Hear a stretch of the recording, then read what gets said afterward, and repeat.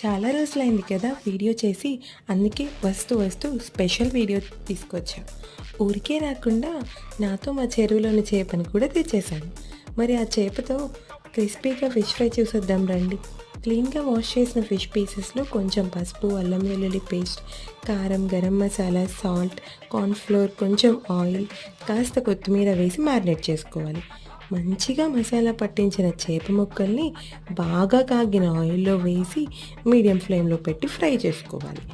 Fish piece 2 వైపులా వేగాక తీసి సర్వ్ చేసుకోవడమే. ఈ సమ్మర్ ఈవినింగ్స్‌లో సూపర్ క్రిస్పీ ఫిష్ పీస్‌ని నోట్లో వేసుకుంటే ఇది కదా రియల్ ఎంజాయ్‌మెంట్ అంటే.